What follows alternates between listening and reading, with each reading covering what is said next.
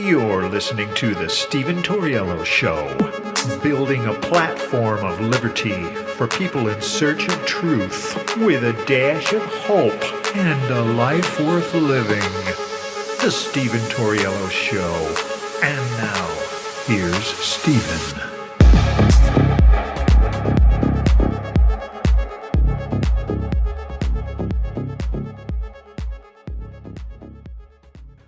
What's up, ladies and gentlemen? Welcome to the show. As always, thank you for tuning in. And some breaking news out of Mar-a-Lago, about 20 minutes from me. There was yet another assassination attempt on Donald Trump. This is getting out of control, ladies and gentlemen. I actually want to go ahead and they just released a statement about 10 minutes ago. So I want to go ahead and play that for you. And we're going to switch it up here to a different thing here. Here is the press conference that the FBI and Secret Service has come out and given since the shooting here. Check this out. We're gonna listen in here to this news conference from the Palm Beach County Sheriff. From the State Attorney's Office, we are going to give you everything we have. Everything. All right? So when we get done, think about your questions, because we're not going to take a lot. And keep them to the information that you heard. Don't get into what ifs, and because of this, we're not going to go there, all right? So keep that in mind, and we'll be good. So here we go. All right, 1:30 this afternoon. Call came out, shots fired. That was called in by the Secret Service. Because we're in constant contact with them all the time, we were notified of that, and we had units here that immediately sealed off the area. Fortunately, we were able to locate a witness that came to us and said, hey, I saw the guy running out of the bushes. He jumped into a black Nissan, and I took a picture of the vehicle and the tag, which was great. Yeah, that's pretty good. So we had that information. Our real-time crime center put it out to the license plate readers. And we were able to get a hit on that vehicle on I-95 as it was headed into Martin County. We got a hold of Martin County Sheriff's Office, alerted them, and they spotted the vehicle and pulled it over and detained the guy. After that, we took the the witness that witnessed the incident, flew him up there, and he identified as the person that he saw running out of the bushes and jumped into the car. Boom. Now, in the bushes where this guy was, is a AK-47 style rifle with a scope, 2 backpacks which were hung on the fence that had ceramic tile in them, and a GoPro, which he was going to take pictures of. Ceramic tile. So those. Just real quick, ceramic tile, a lot of people use ceramic tile, believe it or not, as a form of body armor. Ceramic tile, it's obviously not as effective as a ceramic plate for a plate carrier like body armor, but ceramic tile will indeed do a pretty good job at stopping bullets. So obviously this guy knew he was going to have returning fire. Just a little FYI, that's probably why he had ceramic tile. I know it's a weird thing to have with you, but that's most likely why he had the ceramic tile with him. All right, here we go. Those are being processed right now. The Secret Service agent that was on the course did a fantastic job. What they do is they have an agent that jumps one hole ahead of time to where the president was at.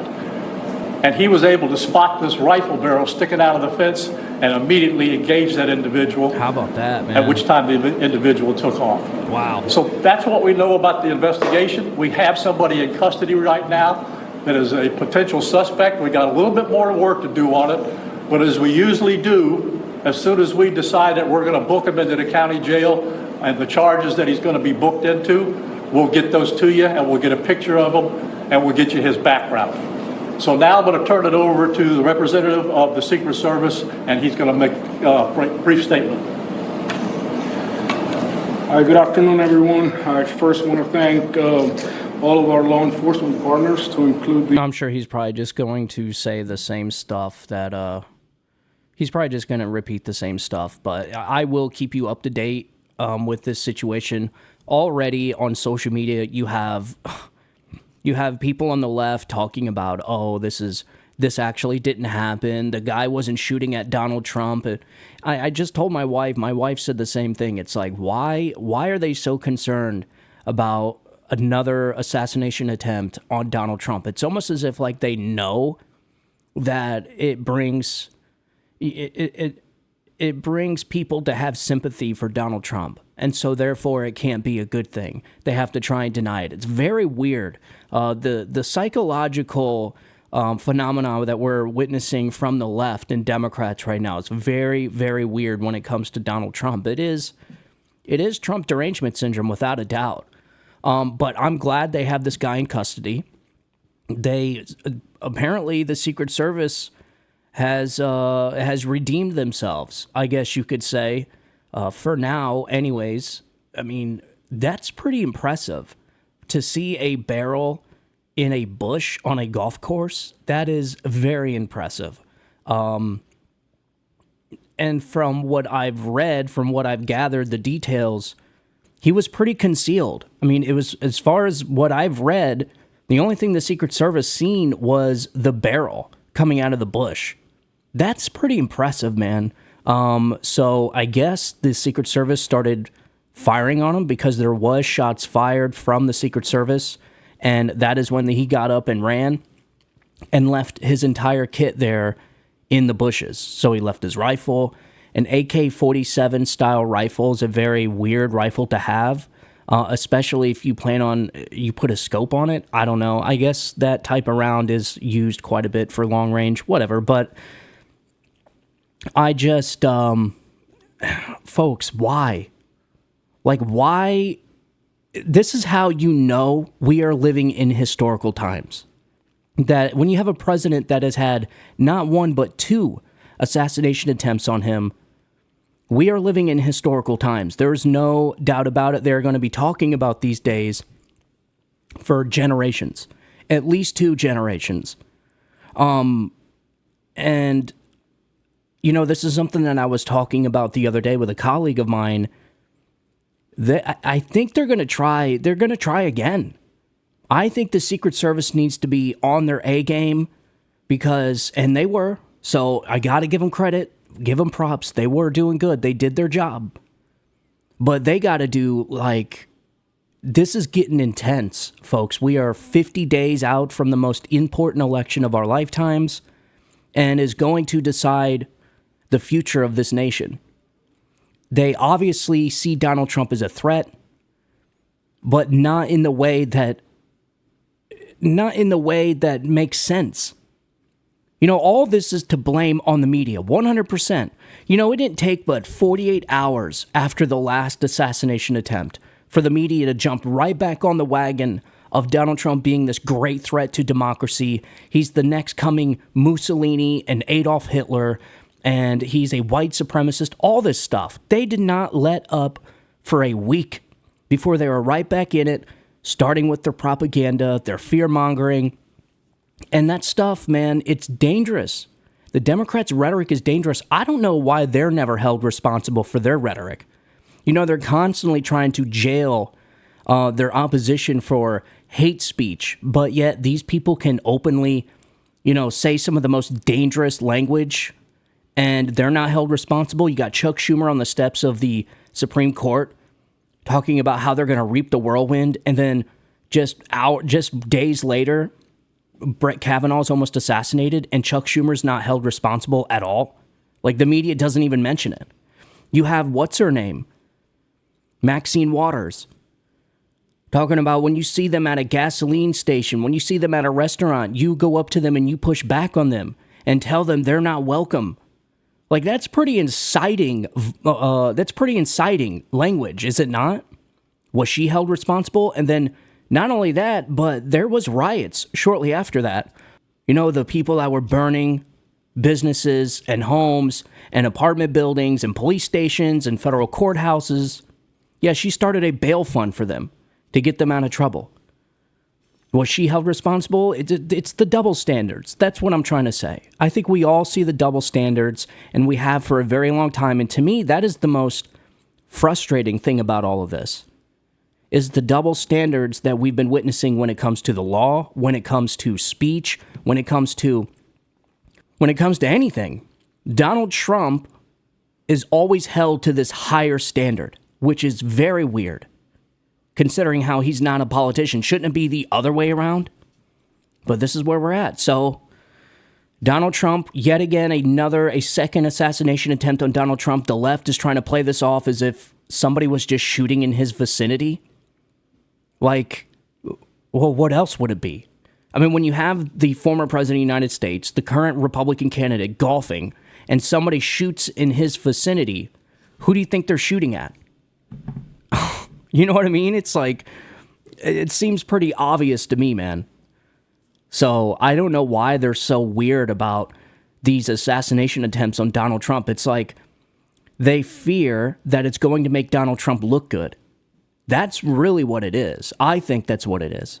So that was just breaking news. I wanted to share that with you because everybody's going to be talking about that tomorrow, which is, you'll be hearing this today. So I know it's kind of weird. I really don't, it's weird, man, when you're recording something for the future. It's weird. I got to get used to it.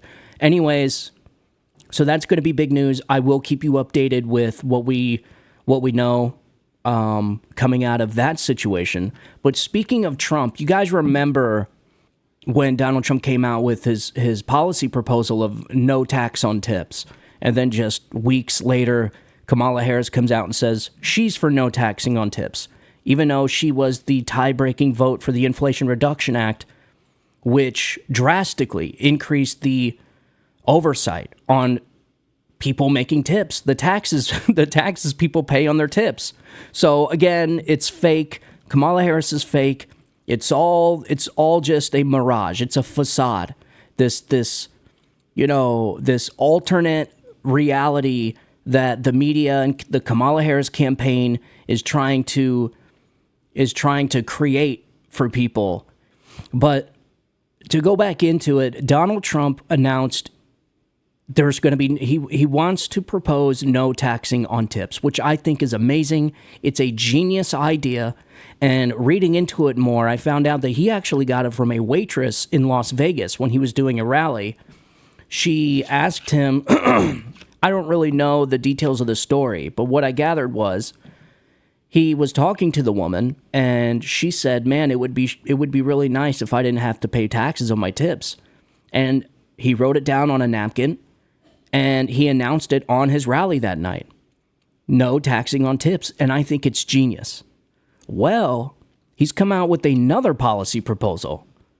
I give you no taxes on overtime.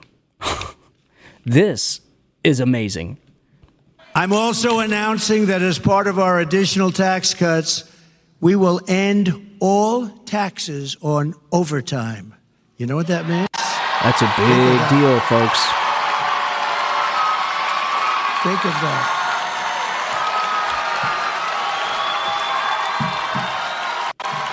Think of that. That gives people more of an incentive to work. Mm-hmm. It gives the companies it's a lot easier to get the people. And, you know, I went to some economists, great ones, and I said, what do you think? They said, it would be unbelievable. You'll get a whole new workforce by doing that. No taxes on overtime. Man, that would be incredible, The people who folks. work overtime are among the hardest working citizens in our country. It's true. And for too long, no one in Washington has been looking out for them. That right there is actually news from Donald Trump as you are with us here on the Hill on News Nation. Ladies and gentlemen, I am very, very excited about this administration. The changes we're going to see is going to be incredible. So you have no taxes on tips, no taxes on overtime. That, ladies and gentlemen, means the American people are going to be able to keep a lot more of their money. And what was one of the things I said about maybe 8 or 9 months ago? I said one of the biggest things Donald Trump can do to get us out of this economic crisis we're in is by allowing people to keep more of their money. When people keep more of their money, they save it, But being how Americans are really bad at saving money, most of all, they spend it. That builds a powerful economy. Right now, we have economic numbers coming out that are fake. Okay, the jobs numbers are fake. All right, the entire economy is government funded. So you have, and I'm not joking either, the majority percentage of the jobs created are government jobs. The government does not produce anything. It doesn't manufacture anything. It doesn't make anything. All it does is it takes money from here and puts it over here. That is it. It cannot create prosperity, and it cannot spend your money better than you. What the Biden administration has done has taken the hard-earned money from the taxpayer and has been making bad investments with it. With this notion that it's going to have some type of phenomenal return on investment 15 or 20 years down the road. So that when the people ask, hey, where's this return on investment you were talking about? You remember the shovel-ready jobs? When people ask, they're like, oh, well, it's not going to kick in for another 10, 15 years. Yeah, no. You can't build, that's not a strong economy. In fact, that's a weak economy. That is a fake economy. That is the Potemkin economy, is what it is. It's an economy built off of the backs of the American people, but not with work, not with supply, but with government. You can't have it. It is a government subsidized economy. It's not going to work. The way to have a true powerhouse economy like we had in 2016, 17, and 18, and 2019 is by cutting the taxes, is by allowing people to keep more of their money. That's how you get a roaring economy, and not just that, but deregulating. You know, for the people out there, I had a colleague of mine talking about Donald Trump's tax cuts. Oh, it only benefited the rich. It's not true. It benefited everybody. While the rich did benefit quite a bit, everybody benefited. And if the tax cuts were so bad, then why has the Biden administration not revoked them? It's because the tax cuts are good, and they're about ready to expire in 2025. And you can almost guarantee that if Kamala Harris wins, they will not be renewing Donald Trump's tax cuts. They just won't. In fact, it's going to make it worse on everybody because they are going to tax the corporations, and the corporations are going to pass that cost down to the consumer. I actually asked ChatGPT, how would a president end taxes on overtime? How would a president be able to implement no taxes on overtime? And what are kind of the pros and cons, and how would they do it? So this is what it said. It says to end taxes on overtime, a president would need to work with Congress to pass legislation that exempts overtime pay from federal income taxes. That's important, and we're going to get to that in a second. This change would involve amending current tax code to specify that income earned from overtime work is not subject to federal income tax.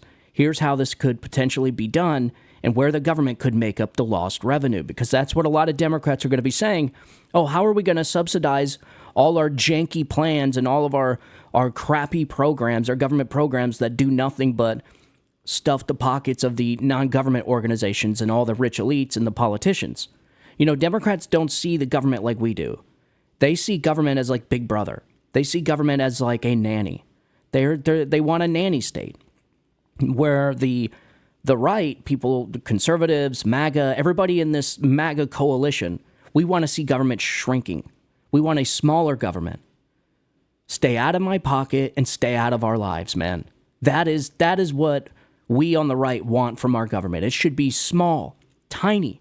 The government should have almost no impact on everyday Americans' lives at all. You should almost not even know it exists. But yet government is so big and out of control now that we don't even bring in enough money to fund it. And a lot of people can say that's military spending. Okay, but how about all the other crap that we fund? Why don't we cut some of that stuff and then work on the military spending? That's what I'm saying. So what am I getting to? Deregulation. One of the most successful things Donald Trump did in his term was the deregulation. It was a powerhouse when it came to building a strong, robust economy. And any economist will tell you that. You Google it. I don't care how you look it up. It will always come to the same conclusion that what made Donald Trump's economy so robust was his deregulation efforts. So how a president could end taxes on overtime. So obviously he could propose legislation or executive support. For the people out there saying, oh, he'll never be able to get this passed, I'm going to get into that in a second. There's a story that I heard from Sebastian Gorka that I find to be one of my most favorite stories out of the White House. And I'm going to share that with you in a second. But he could also do executive action. So the president can use their influence to push for this change, including rallying public support, negotiating with lawmakers, and working with relevant committees to draft legislation and executive orders. They can do this. And this is why it's so vitally important that Donald Trump comes in with a transition team that is the best transition team that this country's ever seen. I'm talking an army of regular American people that are knowledgeable about the inner workings of business, corporations, and government. So that on January 7th, all these people, this massive coalition, the Kennedys, the Gabbards, all of them can go in on day one and hit the beach running. That is what we need because he's only got 4 years to make probably one of the biggest transitions in U.S. history. And it's going to be amazing. And like I said, folks, you're witnessing history, man. So here is some potential sources to offset the loss, because that's going to be a concern for a lot of economists. How are you going to make up this lost revenue if you're not going to be getting it from people's overtime anymore? Which, by the way, I think people should be able to keep their overtime pay. All that money. You know, when you work overtime, you get put in that higher bracket because you're bringing home a bigger check. All that money is lost, man. All that money that you could have been making, but the government swiped it from you before you can even get it. It really is demoralizing, man. And so if people aren't getting taxed on their overtime, what are they more likely to do? Work more overtime. What happens when you got more people working more overtime? You get more supply. It's so simple, folks. This is why Donald Trump is a mastermind when it comes to the economy. All right, I know a lot of the people on the left don't believe that, but the records are there. We got the receipts to prove it, man. And no, it wasn't Obama's economy. I'm so sick of hearing that talking point. We debunked that months ago about this whole delay, this lag, this 4-year lag, trying to say that Trump's economy was actually Obama's economy. It's so nonsense. Anyways, I digress. Let's get into this. So potential sources to offset lost revenue. So you can eliminate or reduce tax loopholes and deductions. So the government could offset the revenue loss by closing tax loopholes that currently benefit certain corporations or high-income individuals. By streamlining the tax code and eliminating some deductions, the government could increase overall revenue. So there you go. Both sides are happy. Democrats want to do nothing more than to tax the elite corporations more money. And although I don't have a problem with that because I am very anti-elite corporations, I'm anti-big pharma, anti-big ag, I'm anti-big everything, anti-establishment, period. So I don't mind that these corporations get taxed more and they have to pay more into the system, but you have to do it to where they're incentivized to do it, and they're not going to pass the cost down to the consumer. That's one of the things you can do, is by closing loopholes that they would use to pass the cost down to the consumer. Did you know that during Donald Trump's administration, his tax cuts, that the federal government actually brought in more revenue than when the tax rate was higher? So corporations actually paid more in taxes, even though they didn't have to, even though that they were being taxed less. It's weird how that works, but it is true. They're incentivized. So it's an incentive structure. And I don't care what anybody says. Taxing people on unrealized gains is disgraceful, especially if you're going to take those people's money that they didn't actually have, and you're going to spend it on stupid shit like windmills and solar panels. Like, did I ever tell you the story about how my city does taxes? It's amazing. Whenever they're working on a road or fixing a pothole or rebuilding, widening the road or bridges, whatever it is, at the beginning of the construction zone, they'll put a sign that says your tax dollars hard at work. And that makes me feel amazing. Every time they build a new public park, every time they have outdoor gym equipment, which is awesome. And the way they did it was they took a map of the city. It's like a 10-mile loop is what they did. And every mile they put an outdoor workstation. You have a leg workstation. You have a cardio workstation. It's really cool, man, the way they did it. So that if you start out at the very beginning, you go to each station, and each station you can work out. You can do a different workout. And when they were building those, they were putting the sign, your tax dollars hard at work. And it's nice outdoor equipment, top of the line. I like seeing that. If people actually seen their tax dollars going to something good, I don't think you would have such a big problem getting money from people.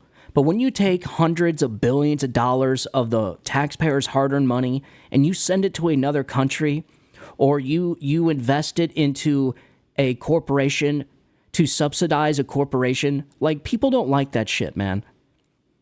So I think it's best if the government starts spending their money. I think it would be better if people could actually see where their tax dollars are going. Transparency. That's number one. So obviously you can increase corporate taxes. We already talked about that. So then pretty much, we pretty much just covered everything. Yeah, that pretty much covers everything. So anyways, Donald Trump is on to something amazing here, man. I like it. I like it a lot. I like it a lot. No taxes on tips. No taxes on overtime pay.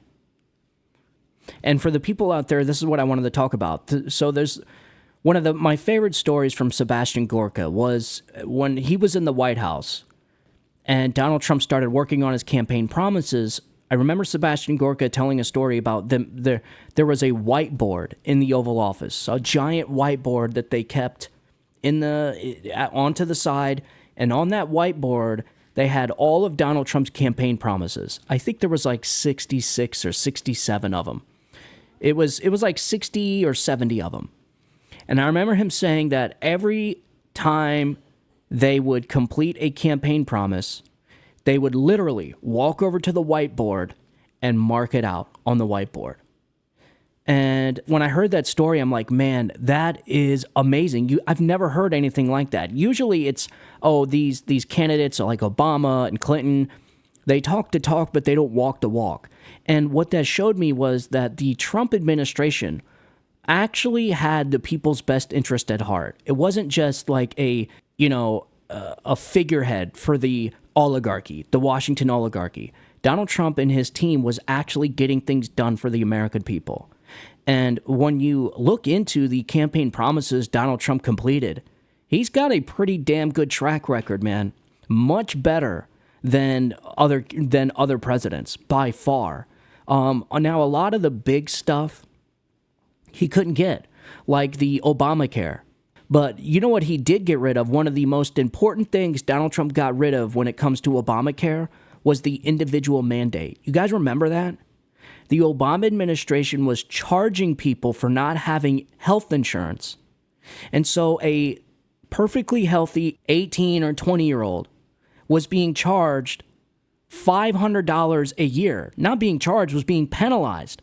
Like $500 or $600 a year every time they went to go get their taxes done because they didn't have health insurance.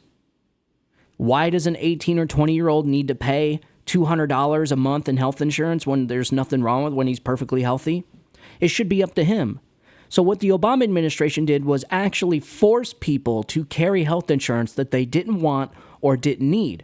And if they didn't have health insurance, they got penalized $500 or $600. My wife is a victim of this. We went through a pretty rough time. There was a few years where we were really struggling, man. We were young. Our kids were young. We were just getting started. We had kids like when we were 20, man. I was 20. She was 21. We're 3 months. She's born in October. I'm born in December. So it was a window there where neither one of us had health insurance. And every single year she got penalized $500 or $600. And it turned out that by the time Donald Trump came in and removed the individual mandate from Obamacare, she owed like $1,400 to the federal government for not having health insurance. How freaking ridiculous is that, folks? So you're gonna force people to carry health insurance even though they don't want it or need it? That is something Donald Trump did when it came to Obamacare. That to me is the most important part. He wasn't able to completely remove Obamacare. Why? Because of John McCain. John McCain couldn't remove his ego and didn't like Donald Trump, just like all the other Republican rhinos like Cheney and Romney and all the other rhinos, the Kissingers. So they can't get out of their own way in order to hate Donald Trump. And so John McCain, I remember this like it was yesterday, giving the big thumbs down. You guys remember that? It all came down to John McCain. And that prick came out on national TV and he was the deciding factor when it came to revoking Obamacare and gave it a thumbs down. So here we are. So Donald Trump almost got rid of Obamacare, but he did get rid of the individual mandate, and I'm okay with that. Because now at least people aren't getting penalized $500-$600 for not having health insurance. How friggin' ridiculous is this? But that is Democrats for you. That's why their policies suck. So to go back to my story, for the people out there that think Donald Trump won't implement these tax cuts, like the no tax on tips, the no tax on payroll, I just want you to remember that story.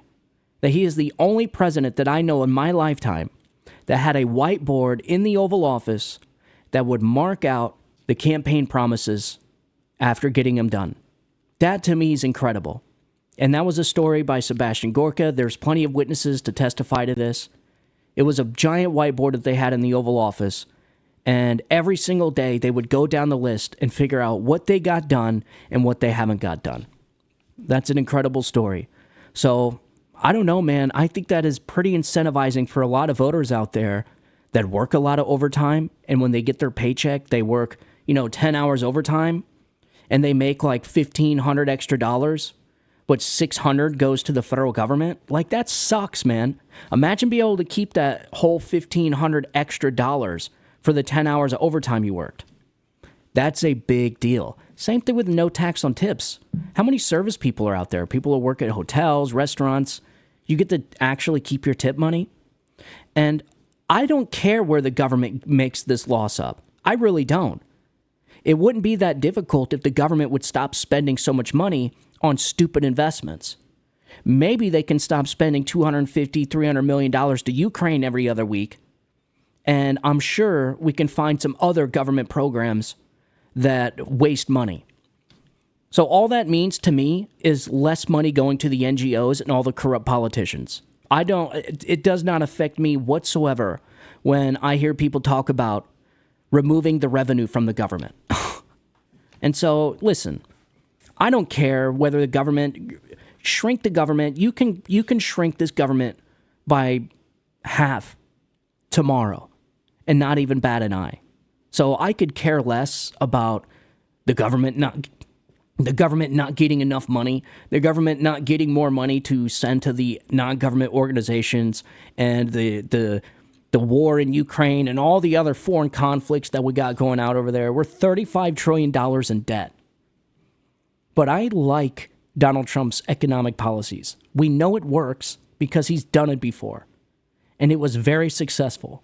A lot of people's lives were doing a lot better. In fact, there's polls and surveys that have come out since then, since the Trump administration, of people saying 7 out of 10 people were doing better under a Trump administration. I totally believe it. People are struggling right now, man. So anyways, that is the Trump news. So one more thing I want to get into. This is kind of touching base on the kind of cultural aspect of our country. So the left has been outraged by this girls' field hockey team for forfeiting a game because there was a male player on the opposing team. So here's the story. So I got an article here by a local channel, WCVB. It's a local ABC station. And it says, Bristol County, Massachusetts, coaches and captains of a Massachusetts high school field hockey team will forfeit an upcoming game citing safety concerns because their opponent's roster includes a member of the opposite sex. Dighton, I don't know how to pronounce his name, Dighton Rehoboth Regional High School girls were scheduled to play Somerset Berkeley Regional High School on September 17th, but for the first time under a new district policy decided to skip the contest. State law allows boys to participate on girls' teams if the school does not offer the same sports for boys. This is ridiculous. They didn't have that crap when I was in sports in school. If our school didn't offer a league for that particular sport, you didn't play that sport. You went to a different school or you just didn't play it. You found an outside source to go play that sport. But there was no school putting boys on the girls' freaking field hockey team. And I think this article's leaving out the main point. Why would a boy want to participate on a girls' field hockey team anyways? It's because he's probably one of those transgender individuals, has this social contagion where he is a boy that thinks he's a girl and wants to play on a girls' team. So what did Massachusetts do? The school said, okay, yeah, sure, that's fine. Instead of like any other mental illness where we actually go get them help, no, now with this mental illness, this gender dysphoria, we affirm their mental illness. It's like telling a anorexic girl that wants to get liposuction, oh yeah, that's no problem. Here, I could tell you, here's the directions, here's the doctor to go to. No. But in gender dysphoria, it is the only mental illness that we actually affirm. We say, not only do we say it's okay, but we agree with them. We say we go along with it. Instead of talking to these people and getting them help, we're like, oh yeah, you want to be a boy? Sure. You think you're a girl? Absolutely. It's so insane, man. It says, so however, Dighton Rehoboth, I hate the name of the school. So, however, Dighton Rehoboth has chosen to forego competition in such situations after a serious injury last year. So you guys remember when this happened, like around September last year. You guys remember this?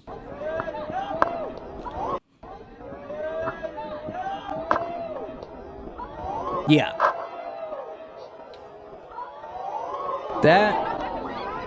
That right there, ladies and gentlemen, is a girl getting her teeth knocked out by a boy. If you notice in the picture, that person right there, that's the boy right there. That is the male player playing on a female's field hockey team. And I want to show you something here. And just fast forward a little bit. Look at the freaking size difference here. I mean, this dude is like a foot taller than all the other girl players. So it's like, at what point are we going to sit here and say, yeah, that's probably not a good idea that a 6 foot tall high school boy plays on a girls' field hockey team? Like, why are we forced to go through this insanity? It is insane. Like, it's not enough for people just to accept it. It's like they want us to celebrate it. Like, they want us to cheer for it. Oh, this is a great idea. It's not a great idea. It's a bad idea. All you're doing is bringing negative attention to that team, to that school, and to the biological man, right? To the biological male that's playing on the girls' field hockey team. So now he's got to go through all this emotional distress, all this crap, all because adults want to feel like they're giving their life purpose and meaning. Just because something is kind doesn't make it right. And I feel like that's exactly what we're doing with this whole gender affirmation stuff. And nowhere else in society do we affirm one's mental health issue. Because that's exactly what gender dysphoria is. The majority of the time, these teenagers grow up and they grow out of whatever mental illness, they grow out of this whole gender dysphoria stuff. But for adults to play along with this, not just play along, but to be complicit in this, giving them surgery, prescribing them fertility drugs. What is it, like Lupron? You know, the same medication they give rapists to essentially castrate them. You're chemically neutering these biological boys that want to be girls. Nowhere else in society do we do this. We don't do this if somebody is bipolar. We don't do this if somebody's anorexic. We don't do this if somebody's obese. If somebody is morbidly obese, I'm talking like 500 pounds, that has an eating problem, and they go to the doctor and they say, "Doctor, I want to be prescribed weight gain medication because I think I'm too skinny." Is a doctor going to be like, "Oh yeah, sure. Yeah, here's the weight gain medication. Here you go." No. We tell them you need to go seek help. You need mental counseling. You need therapy. This gender dysphoria, this whole fad that we're going through in our society and our culture, by the way, that we're spreading all throughout the world, another bad idea that we're exporting throughout the world. It's the only time that we do this. And so the reason why I brought this story up is I'm proud of this girls' team for doing this. And I think this is exactly what needs to happen all across the country. Every single girls' athletic team, no matter what sport it is, no matter where the school's at, needs to forfeit if there is a male player on the opposing team. Period. This is the only way we're going to be able to stop this insanity. It's it. And so I'm proud of this team. I'm proud of these coaches. I'm proud of these parents for forfeiting. Did it probably suck to forfeit the game? Yeah, it probably did. But the thing is we're talking about it now. Now the word has gotten out there that maybe another coach or another team will have the courage to do the same thing. I got a daughter that plays in varsity volleyball, and I'm so proud of her, man. She worked hard to get there. Last year, she tried out for the middle school girls volleyball team, and she didn't make it, and she was pretty upset. So I sat down with her, and we made a deal. I said, I will take you to wherever you need to go. We will give you the lessons. We will take you to the courses. We will get you ready for volleyball for high school because she's a freshman this year. And for the last year, she has been busting her ass, going to every lesson, joining every league, going to every game. There's been crying, there's been laughter, there's been cheering, there's been anger. And she made the high school volleyball team. Not only did she make the high school volleyball team, but she made varsity, which is not easy to do. You guys know that. So I would be pretty pissed off. I have a personal kind of relation to this situation because I could not imagine my daughter busting her ass the way that she did to lose her position to a dude because that dude could spike the ball faster or could jump higher or run faster or dive farther. Like, that is what's happening out there. That is what this is going to lead to. And it's not just that particular situation. You got girls out there losing their records. You got girls out there losing scholarships, all because of a bunch of adults want to give their life purpose and meaning. And so they adopt and affirm this mental disorder of gender dysphoria. That's what we're dealing with. And a shame on these adults that are going through with this. And it's not getting better, it's getting worse. And really the only way to fix this is by exactly what this team did. They said, no, we are not going to compete against a team that has a physical advantage over us because you have a boy, a 6-foot-tall man, on your girls' team. It's as simple as that. It doesn't make sense. And this, you might think, is no big deal, but it leads to other stuff. Because it's not enough that we just, like I said, it's not enough that we accept that this biological boy is a girl. But now they want to normalize it. And so what happens when you have all of these women's sports completely destroyed because of a bunch of men that are suffering from gender dysphoria? Destroyed them all. I cannot believe in the year 2024 that we actually have men destroying women's sports. And I gotta say, a few episodes ago, I get really frustrated with this, that more women aren't speaking up about this, especially the feminists. Where are the friggin' feminists on this, man? All the work and all the suffering and pain, all the pain that was experienced going through the women's suffrage movement, you know, the women's right to vote, the women's, like all this, women power, girl power, all that stuff that our society and culture went through for the past 50 years, 60 years.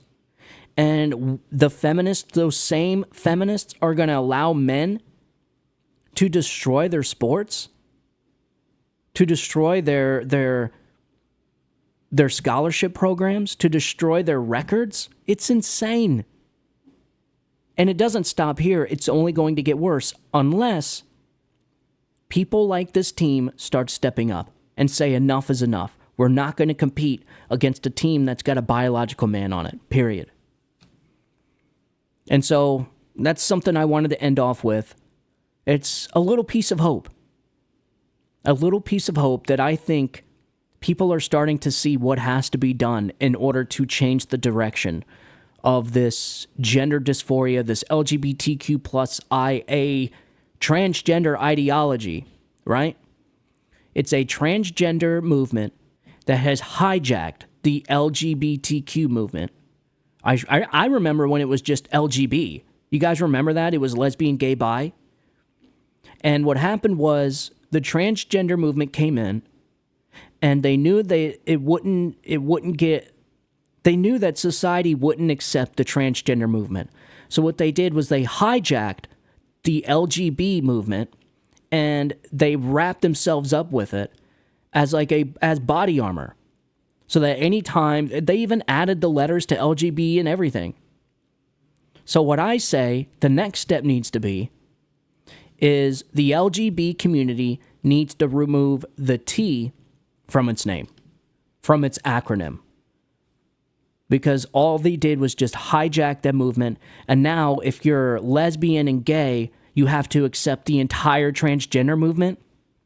You have lesbians and you have gay people all over the country that don't accept this stuff. They say this stuff's nuts. And it is nuts. Not all gay people are for the transgender movement, so they're like, well, wait a minute. When did we agree to bring on the transgender movement inside our LGB community? Because the gays, they worked pretty damn hard to get that flag. Decades they went through. And then the trans movement thinks it's just going to come on in and hijack the LGBTQ community and wrap themselves up in it. And then start doing all this crazy destruction to women's sports, drag queen story hour, twerking your junk in front of kids, dudes twerking their junk in front of kids on stage. I mean, this is nuts. The gay community didn't accept this at all. I don't see the gay community coming out and being like, oh yeah, that's a great idea. No gay person I know is not supporting this stuff. So I'm sure there are some, but I just find it crazy how the transgender movement has come in and has not only completely destroyed the feminist movement, hijacked it, but not just that, but the gay community have to be correlated, have to be associated with the transgender movement. So now that the transgender movement is combined with the LGBTQ, right, and is combined with the gay community, the rainbow flag and everything, they added a color to the flag and all that. They get their own color, all that stuff. But now gays are supposed to be okay with dudes shaking their junk in front of kids at drag queen story hour time? I don't think so. I don't think the gay community signed up for that at all. And honestly, I don't think they ever seen this coming.